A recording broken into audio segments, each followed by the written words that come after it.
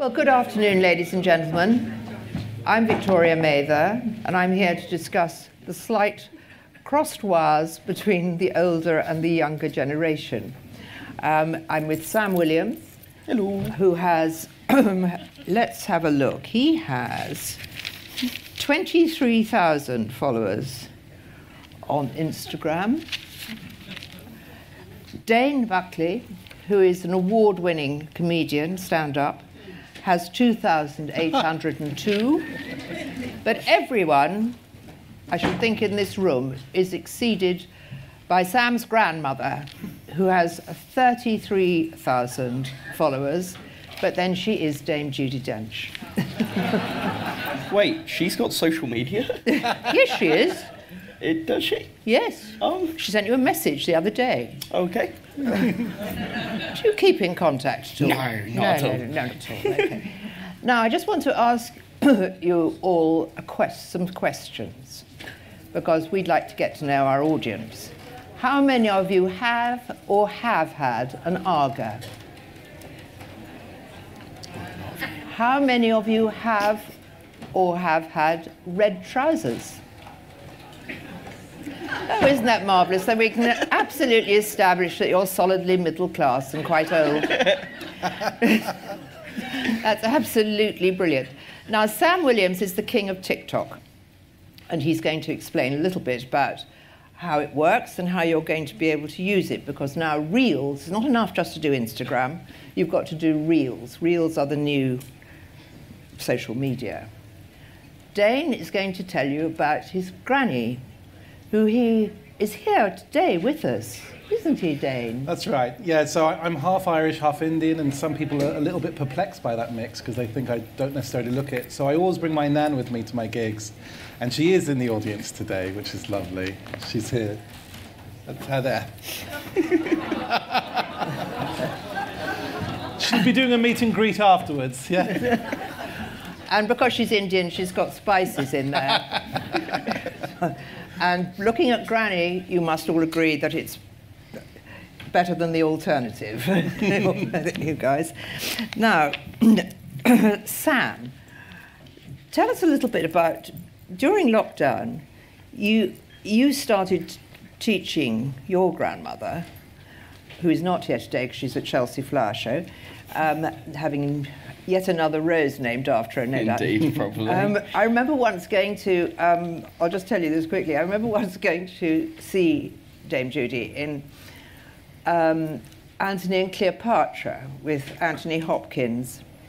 And I went with Ned Sherrin, who is my great, great friend of my sort of adopted dad. And on the way out, we rather loved Overheards in the theatre. And on the way out, yes, madam, you're in time, don't forget to turn off the telephone. On the way out, there were two very tweeded ladies in front of us at the National Theatre, and they were discussing this marvellous production of Antony and Cleopatra, and then one said to the other, very much the same thing happened to Monica. Which bit, I wonder? So how does Judi take to TikTok? Or was it just a sort of time filler, or was it genuine interest? I think it was like the thing of it being that both of us lost jobs on the same day. She was doing a film, literally ended that day. I had exactly the same thing. We were separated through lockdown. And I had already started TikTok a little bit, and I got told by an ex that it would be really embarrassing if her mate saw me on TikTok. So I thought, I'm going to use that and just smash it. And then I kind of saw this slight decline in my grandma because she is such a working person. She loves people. She loves to work all the time. So to see her kind of little bit declining because she wasn't working and being around those people, I needed a reason to kind of perk her up. So I was like, why don't we just do videos? Let's do silly videos on TikTok. At which point she was like, what is TikTok? And I was like, okay. Who are the Beatles? Yeah. And I was like, let's just do something that everyone else has done and just have fun with it. Let's not look at the numbers. Let's not look at if it's going to push, well, it wouldn't push her career, but it would push mine a little bit. But I think that just seeing the light that she saw in that really dark period that we all had, suddenly she was really invested. She had no idea what TikTok was still, halfway through. I was doing interviews and she was like, interviews for who? I was like, oh, The One Show, BBC One, all the radio stations. I did like a week of interviews and she was like, what, just through TikTok? I was like, yeah. So it was really nice seeing that like lightness that she hadn't ever seen before in lockdown that I think she really needed. And she puts a lot of the happiness of lockdown down to doing videos with me because it was something that neither of us knew what we were doing. And we just have fun telling jokes and doing dances and stuff. And it probably brought us closer. We're already close, but it probably brought us closer than it did before, which is such an amazing thing. And to be able to kind of talk about it now, and I wouldn't be here if it wasn't for the lockdown videos. And I just, every day I'm really thankful for just everyone who's watched it, who has just smiled, because that's like one of the reasons we did it during lockdown. We didn't... It did make people smile. It was absolutely marvellous. So I'm going to stop you there because you've used several words which are crossed wires. Oh. Now, how many people in the audience know the words, or have said the words, nobody had allergies in my day? Yes, you're quite shy about putting your hands up about that, but I suspect you've all done it. Now you, Sam, use smash it. What? Yeah. Do you know what smash it means? Go on.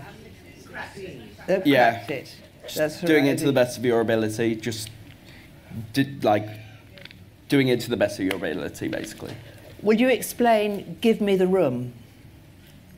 Give me the room. Give me the room. What, like space? Like, can you give me some room? Oh no, we're going down. We're now straying into safe space, which is another modern thing. Give me the room means would everybody else leave? Oh.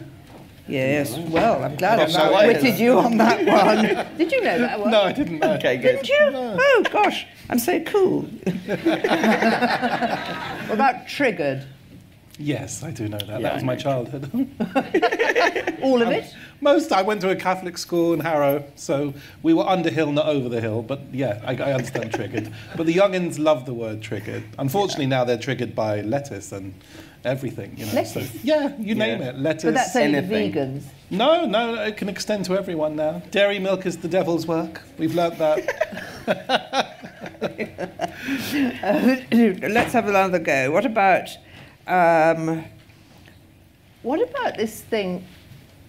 I mean, you're LGBTQ plus, or as your grandmother refers to it, licked. Was that it? Yeah. Ligabiter. She read it literally. I'm a gay man, and she read it literally, and she said, "Darling, you are ligabiter," and I had no idea what it was. I thought it was a Hindi curse. And I said, "Nan, what are you talking about? Have you been on the ginger wine?" And she said, "How are you gay? You don't know what ligabiter means? LGBT." And I was like, "Of course that's." She thought it was a word. She didn't know it was an acronym. And that's actually gorgeous, isn't it? I mean, Yeah, likewise, I run a day centre for Irish senior citizens in Camden, London Irish Centre, 200 of them. Someone come up to me and said, a man in his 80s from Connemara, and said, "I just want to let you know I fully support the BLT community." And I'm like, which of course is a sandwich, isn't it? Obviously, I support that community too. Well, talking of that, have you read about the production at Stratford East, a very distinguished theatre where Joan Littlewood put on Oh, What a Lovely War, that now they're putting on a production which they're only going to have black audiences.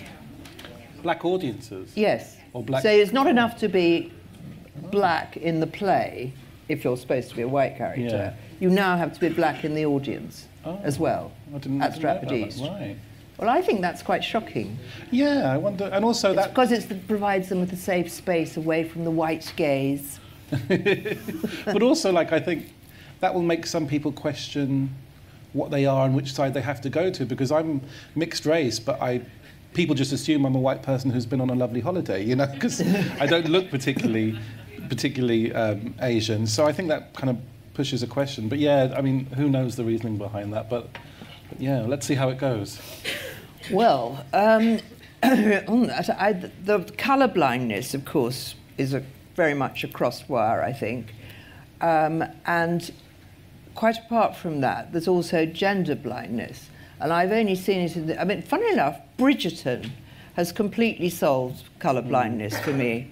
You may think I'm a complete, you know, sort of tart for watching Bridgerton, but I love it. I think it's completely marvellous. I was on the BBC talking about Queen Charlotte the other day, and I just adore it because it has broken a boundary, and that is another word, boundary. Boundary? Sam, would you like to explain boundary to us? It's just about... it's really difficult. The only way I know it is cricket, really. It's like the edge of a field. You are an old soul.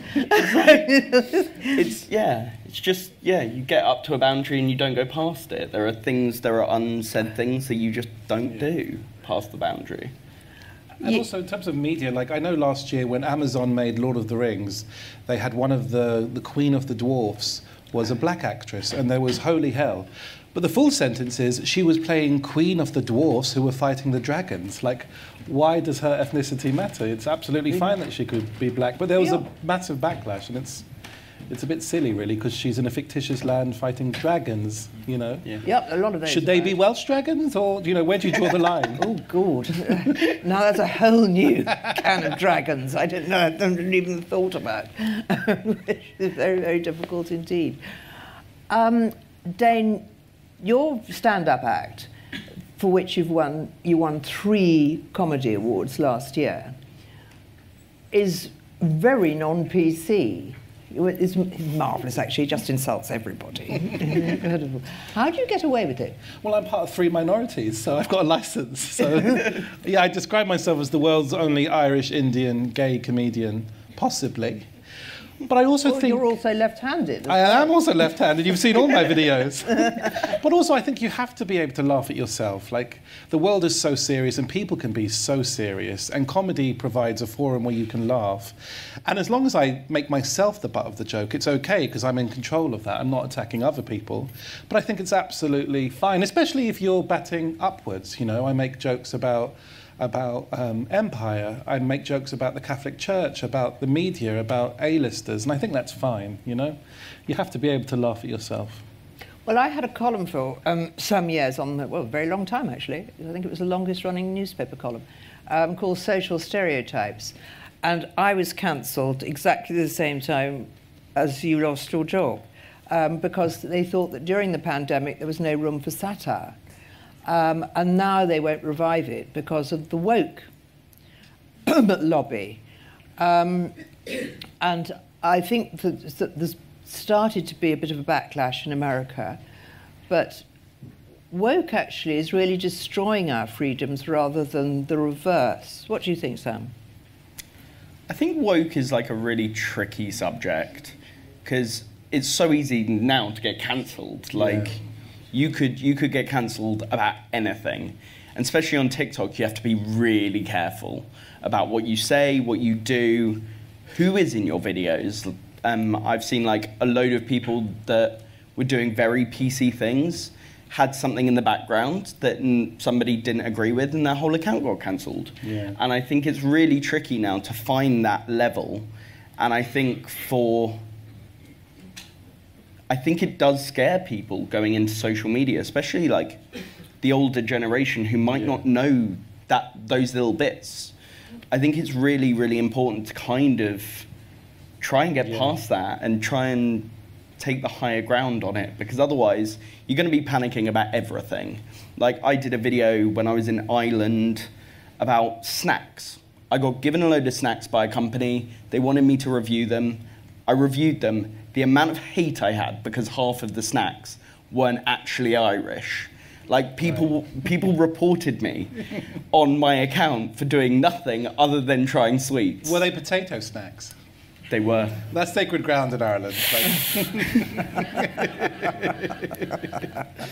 Well, they're Tato. Was it Tato crisps? Yeah. Yeah. And I did give them a bad rating, so I will understand. Thank God there's security. I will. I've been cancelled because I did an American television show about Meghan Markle. I'm being, let's say, disobliging about Meghan Markle. And they pulled the interview, and I was cancelled, and then I was trolled, and it's completely destroyed my career on American television. I wasn't employed with the coronation, the funeral, or anything. And I was just happened to be ahead of the curve of thinking she was rather problematical. Do you ever get cancelled? No, I don't. But I think there's a fine line, isn't there? And people jump to the two extremes. Like, I've had people come up to me after a gig, fully white English people, saying, I don't feel comfortable with the fact you just did an Indian accent. And I said, what, do you mean my father's accent, who's from Calcutta? And then I like to tease them. I said, I don't feel comfortable being policed by the colonizer. And then they run away, do you know what I mean? So that's one extreme. But then on the other end, I have seen things that maybe today now feel a bit inappropriate. And maybe in the 70s was fine. I have seen, like, white comedians blacking up on stage, and you know, oops, that does not feel particularly nice, or making really misogynistic, like older men making really misogynistic, really sexualized jokes to particularly young women in the audience. That doesn't feel nice. And also, it's not clever. Like, bat upwards. That you have to be the better writer to bat upwards. Do that. Why go for a minority when you can go for the main landscape? So there's somewhere in between, and I think, unfortunately, both sides, you know, this side say, oh, you can't say anything, you can't even say flowers anymore, and the other side are like, everyone's a demon. Well, the truth is, we're all playing in the middle, and I think comedy is the last kind of Bastille where you can be a bit cheeky and be a bit taboo. And if that stops, then people should stop leaving their house, because comedy brings so much to people, you know. I make a lot of jokes about sex, about religion, about ethnicity. You know, I run that day centre for Irish seniors, and I make loads of jokes about this gorgeous interaction between generations and what happens in between, because people get things wrong, but therein is the beauty, you know. I have jokes about my pensioners calling me Homo sapien and proud instead of homosexual, do you know what I mean? One of the people I was very close to, in his last days, he went to the hospice, and I went to support him, and he asked me to get him a girly magazine. Now, I thought he was artistic like myself. I was surprised he wanted a magazine with a woman on it, but I went and got it for him, and when I brought it back to him, he said, Dane, what are you doing? I meant a girly magazine, articles, perhaps an interview with Vanessa Redgrave.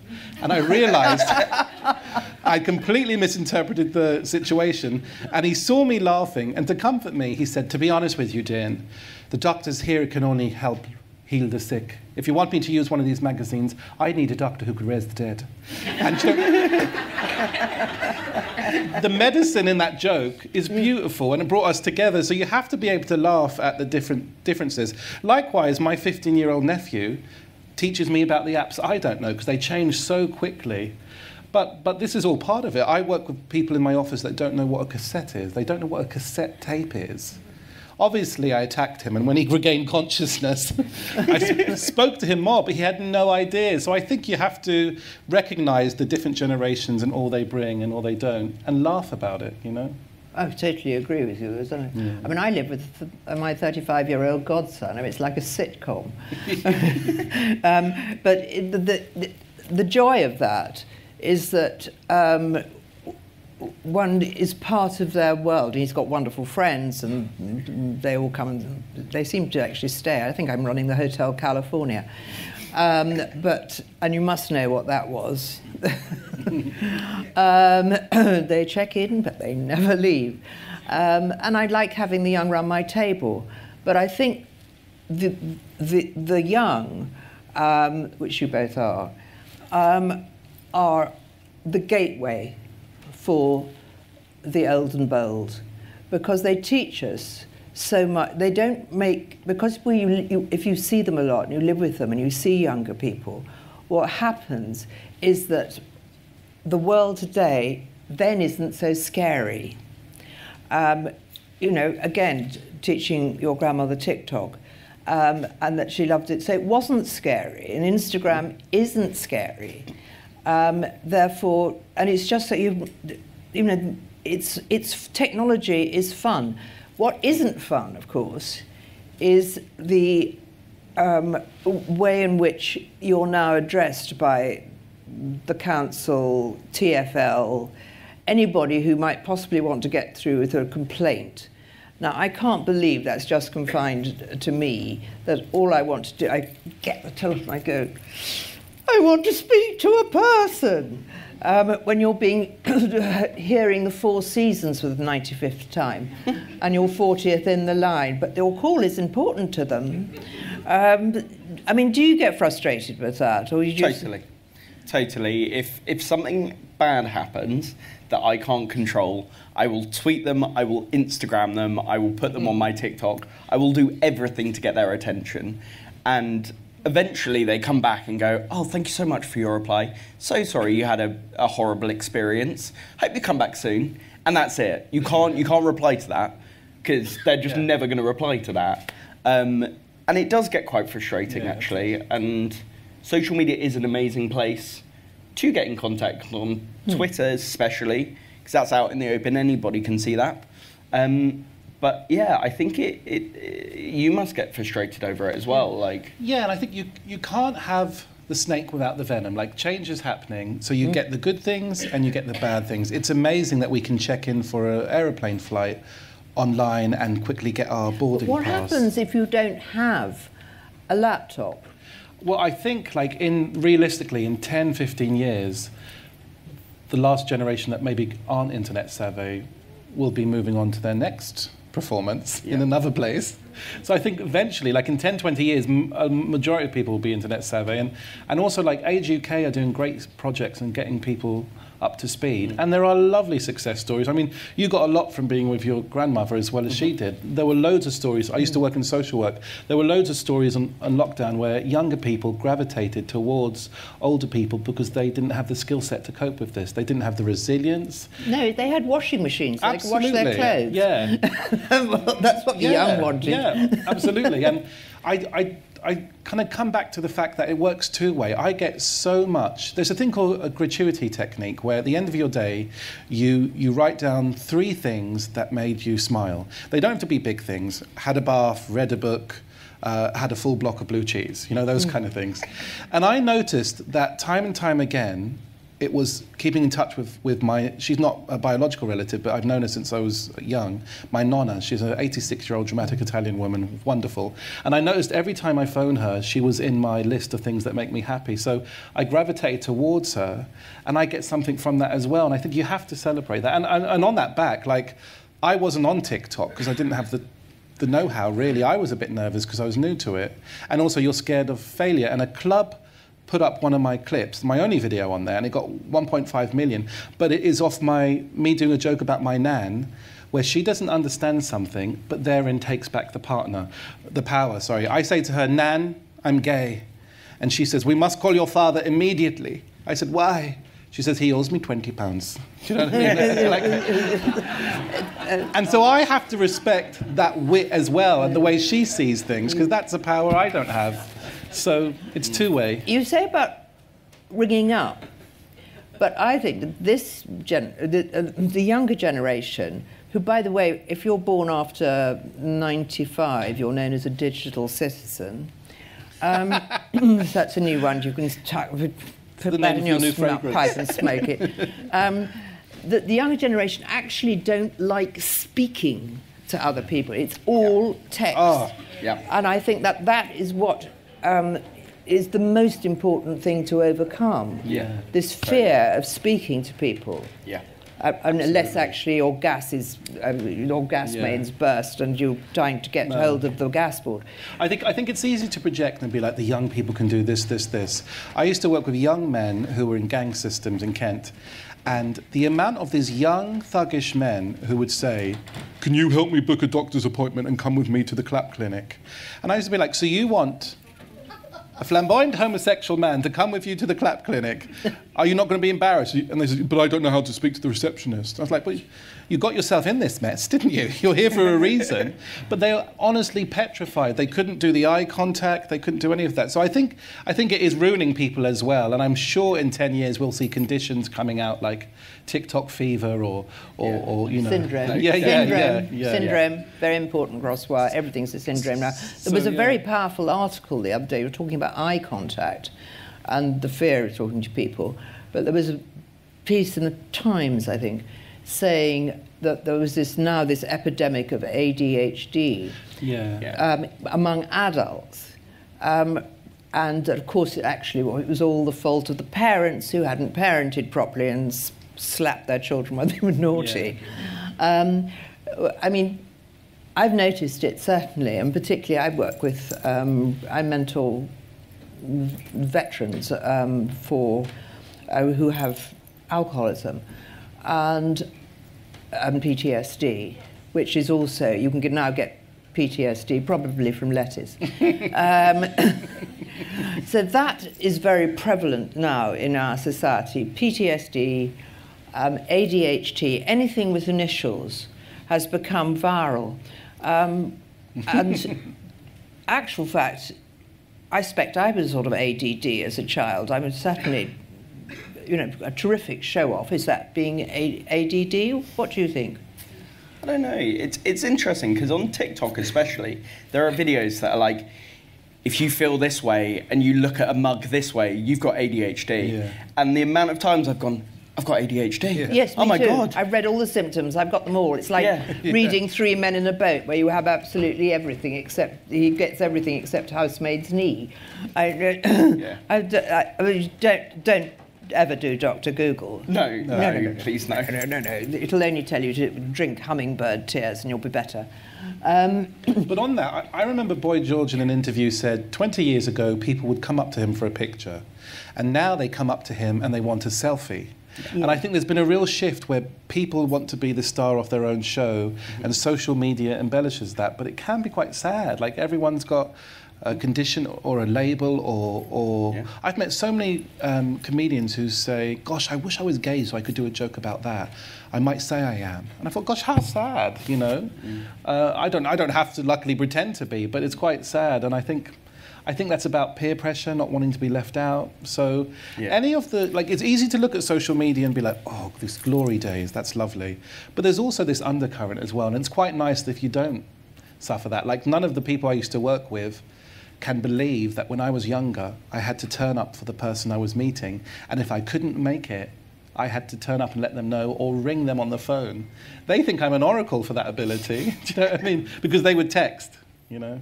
It's quite extraordinary because one of the major complaints from older people and employers is that the young are lazy, they're snowflakes, they don't know, they don't really have a work ethic, which I think is actually quite a cruel generalisation. Yeah. Mm-hmm. I certainly remember going to see my editor, Emma Soames, at the Telegraph, and there was an intern, you know, a Sophie, who was at 3 o'clock in the afternoon. We'd just come back from lunch, and she was packing up her desk, and Emma said to her, "Oh, Sophie, where are you going to?" And she said, "I'm going to meet Mummy and Peter Jones." And Emma said, "How lovely, the mothership. Just don't come back." And that's being... I mean, WFH, let's just talk about that, because that was a crosswire that came out of lockdown. So now everybody wants to work from home, but they want their employers to have boundaries, therefore not to ring them after, you know, certain hours. But if you work from home, actually you're almost more exposed, because you are on the end of email, the telephone, your mobile, at every hour of the day. And so you should be, in fact. But going back to the selfie thing, when people ask for selfies, isn't it actually an invasion of the privacy of the person whom they are asking? I think if you're in the public eye, or if you're doing something like comedy, I think it's fine. And also they ask permission, and you know, it's not necessarily that I love attention, it's more that she loves me. But I'm always happy to... Let's talk about you. Yeah. I'm happy to... I think asking is fine, but I think it's more the meaning behind it. Years ago, I saw a celebrity, let me take a picture. Now it's about, I want to be in the picture so I can show my friends. Yeah. But the world is changing, and I think we're not tribes like age groups. You know, there's differences in everyone. There's young people who are gorgeous, doing beautiful work, and might not be tech savvy, and vice versa. I was once on a bus taking 80 senior citizens to Paris, and someone messaged me on Twitter from the back of the bus, an 80-year-old, to say, Dane, I need you to come down the back of the bus. It's like The Exorcist down here. Someone's had food poisoning. He was able to use Twitter to do that discreetly, which was gorgeous. I was like, OK, move away from your seat. I'm coming down there with wet wipes and holy water. Do you know what I mean? And I absolutely love that he was able to use social media to do this. And on that bus, we had some 17-year-old volunteers who learnt the hard way what grafting is. But that's lovely. It's intergenerational. So I think we can get caught in our tribes. 20-year-olds are this, teens are this, 50-year-olds are this, 60. And the truth is we're much messier than all of that, you know? Yeah. Messy, that's another word. I rather like it. How many of you are on Instagram? I thought you were going to say, how many of you are messy? How many on Insta? Oh, cool. And do you use it apart from looking at pictures of your grandchildren?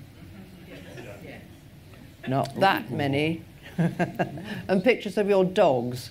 Well, I'm guilty of that. What's nice about Instagram is, because Twitter can just be more bad news, fire, riots, war, alien invasion, carbs. Horrible. It's a horrible. It's horrible. I think depressing. it's horrible. I've had to come off it. Yeah, I've come off it. As where Insta is a little less news, it's like your friend's puppy, your friend's bechamel sauce. You know, it's those kind of things, and you can control It's more of a diary, isn't it? Although, I would say that there's bad things in that because people think they know you, everything about you. I've had people come up to me in the street and be like, I know what you had yesterday for lunch. And I was like, do you? And he was like, yeah, you put it up on your Instagram. And I was like, oh yeah, I did, didn't I?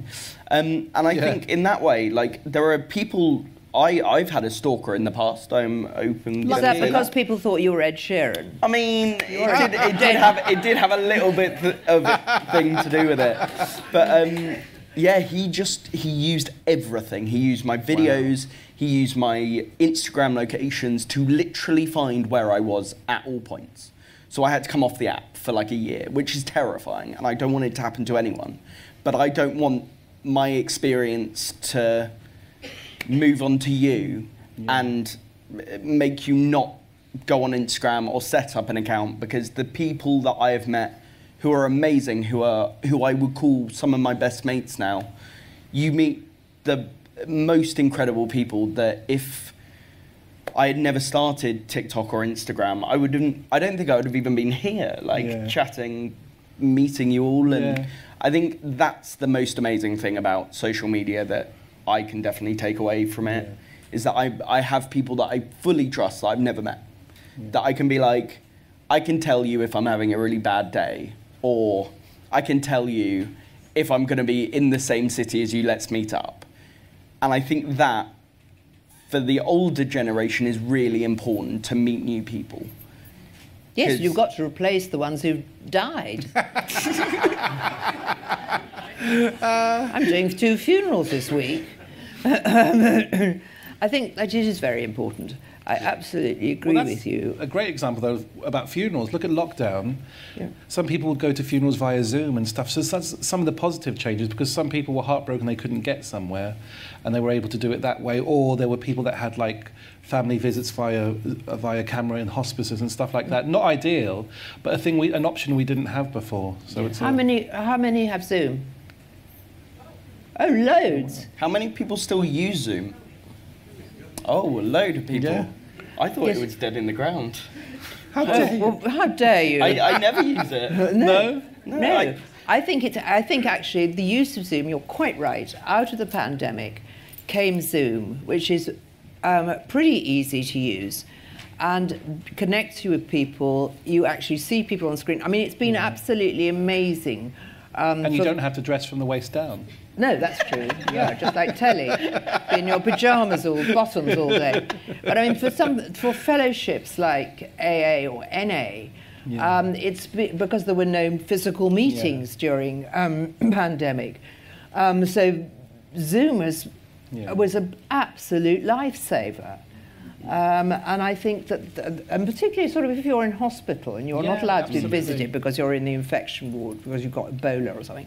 And there was evidence to say that Zoom or any kind of app where you physically see the person releases endorphins that are different to a phone call. It releases endorphins similar to interaction, one-to-one, real life. There's no replacement for real life. But there are psychological benefits to it, seeing someone physically. What about FaceTime? FaceTime. Use it all the time. You use it all the time? Yeah, through lockdown, and I still do it. It's the video chat on Facebook. I have to do that when I'm doing FaceTime because... Well, that's good for anger. Yes, because... yes. I sometimes call my 5 chins. Yes. I call my grandma and I get her ear sometimes. Yes. And I'm just like, away, I can see your face, you can see my face, just enjoy it.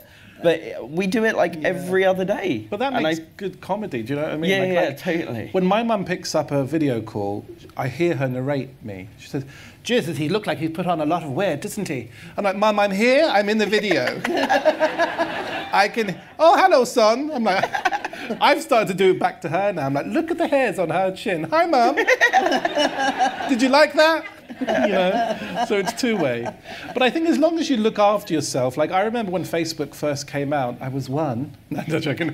When Facebook first came out, people would do these passive-aggressive comments, you know, on their wall. I just think that some people should invite all their friends to the breakfast. And everyone had to learn that was not appropriate, what was really happening, and to kind of safeguard yourself. And now I think there's a lot of things, people take detox holidays where you don't have any social media or you turn it off. A few years ago I went to a Kate Bush concert and you had to hand your phone in and it was gorgeous. There weren't 2,000 phones doing this, everyone was paying attention. So I think there'll be a circle and it'll come round.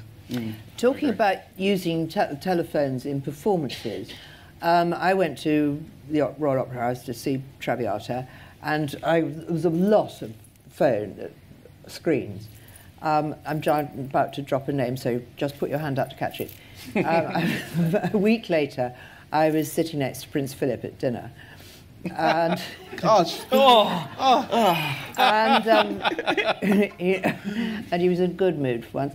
And I said, I rabbited on about this, and he said, oh, that's absolutely nothing, he said. The Queen gave a state banquet for the Chinese Premier, and some of his chappies got out their laptops. I just had this marvellous vision of Buckingham Palace and the laptops. Chinese. I think actually that is essential, and now you are not. I've noticed it's really declined. Certainly in the theatre. But it's very distracting in the cinema. Because if you're sitting behind, you know, two girls are going out for, I don't know, Richard Curtis movie or something, they can't actually turn it off. They're frightened of turning it off. So it flashes up and you're sitting 2 rows behind, you're constantly getting the flashes. I mean, my nonna I was speaking about earlier on, Rafalina, she's 86, and she has this fear of any kind of social media or Facebook. And she said, Dane, people murder, kill, kidnap, terrible, terrible. And I found this story from the 1500s of an Italian woman who killed people in her parish and then turned them into soap, of which she sold back to her parish. And I said, darling, have a look at this. I have never walked down Watford High Street and encountered this before. Like, these things have been happening for years. So maybe before phones in cinemas, it was a chat in a cinema or passive-aggressive popcorn eating. But these things have been happening in one form for years. And I think the bottom line is change is happening, and we have to navigate it. We have to navigate. That's another. No, come on. There's some nautical backgrounds here. In those trousers, come on. I had to. I was reading a book about the 30s, between the wars. So it must have been about 19... What was the 30s like? I'll see you afterwards. As I say, I was reading a book about the 30s, And the complaint was how fast life was moving and how wonderful it had been before the First World War, when there weren't telephones, there wasn't electricity. It was all so quiet and so peaceful. Well, you could hear the same conversation anywhere today. And I think it's normal to be scared. Like, I grew up, when I was young, aunties were cheaper than babysitters. So my mum always sent me to Ireland for my summers, and I grew up speaking Irish. And I remember finding this quote that's saying, Irish is a minority language, it will be dead in 70 years. And I was like, oh, this is terrible. And then my teacher showed me that that was from 700 years ago, you know? And I was like, gosh, the drama was there, people worried about it, but that was 700 years ago and it's still here today. So I think it's normal to be concerned and to worry and to always think the future is scary. But the thing is, it's generally okay in the end. And we can, based on the knowledge that we have before us, we can bring into it. Sam, do you make money out of TikTok? Yeah. Yeah, that's, in the short form, yeah. So you really, but that's tremendous. I mean, that's open to everybody, isn't it, regardless of what age? Like I was going to say. But the first thing that people say to me when they meet me is, oh, I'm too old for TikTok. And I always say to them, have you actually checked TikTok out? Have you checked the channels? Because there are so many people on there who are making thousands of pounds a month doing such minimal things that make them so happy. And there are people following them and giving them good, positive comments, and there's rarely any hate. And if it's something that you love, like I saw a guy the other day literally sitting down and having dinner, and he was just talking to the camera like he was talking to you. And stuff like that is so simple for them, and it's so lovely when you actually watch it on TikTok. You kind of join in, which I love. And also, you're so authentic. Like, your relationship with your nan is so real and authentic, and that grows, irrelevant of age or platform. People pick up on that. And that's, although in lockdown, I nearly got cancelled for that. For it being authentic. Yeah, people were like, you're using her, stop using her, you're just wanting fame. I was like, I'm not wanting fame. They don't know your nan. Yeah. But right. It was really lovely at being authentic, and it sparked a lot of other channels kind of popping up, which I still follow to this day, which is lovely to see. And it's nice that they've still got that interaction past lockdown to still be able to do their TikToks and do silly videos and do dances. And I think it's such a lovely thing to do with grandparents. I think it can bring real joy. Quite apart from bringing in some money. Now, surely this is a very opportunity, money in terms of. I mean, I will say I get paid 0.008p per 1,000 views, so it's not a huge amount of money. But also, what's really lovely is I get to work with companies that I had never heard before, and it's stuff like I love watches, I love trainers, I love cameras, and it's those sorts of companies that get in touch, who I love following their journey from something so small to something so big. And so it's nice to know the people behind these companies that are willing to pay you for your time, but are also interested in your content and love to watch it and have shared it on their platforms. And do you use hashtags? I sometimes do. There are lots of hashtags, So the little hashtag symbol, in America they call it the pound symbol, so like it's the cross thing. This one. Yes. But like, so you could get paid in money or opportunity. So like, I might do a video and then I'll be like, hashtag Irish jokes or something like that. And then out of those, that's how I got my Tom Allen tour support gig, because they saw one of my jokes go viral, and I might not have got money for that, but then I got the job as tour support, because that's something going viral is the new water cooler, people talking about something. So it can bring many things. The new water cooler, that's a very, very good point. Copyright, that's mine. I mean, Eddie Izzard came to watch the coronation with, because I gave a lunch party with Sarah Standing, who was moderating a session earlier. And he was saying that stand-up is going to now be absolutely huge. And it's going, and I said, well, it's been around for ages, hasn't it? And he said, no, it's now going to be enormous, because actually you're in quite a private space, aren't you? Really? Yeah, and I think I think it can go anywhere. It can go to your bedroom at 11 o'clock on the computer, and I mean, she's taken off with like every generation now. So yeah, it's also a form of resilience, like laughter. It literally is. Like, you can forget your troubles for an hour and just laugh. You know. I wish I'd gone with you to the Wednesday thing. There's a marvelous. I don't know how many of you have seen Wednesday, which is part of the Addams family. But it's about Wednesday, the girl, and it's complete heaven. I can't see. That says time's up. Time's up. There you are. See, I haven't got my glasses on. Is that a message from God, or is that a message from God? Message from we up didn't above. do well. Yeah, there we are. He should have actually sent it to me on Twitter. That would have been better. Thank you all very, very, very much for coming. Thank you for having us.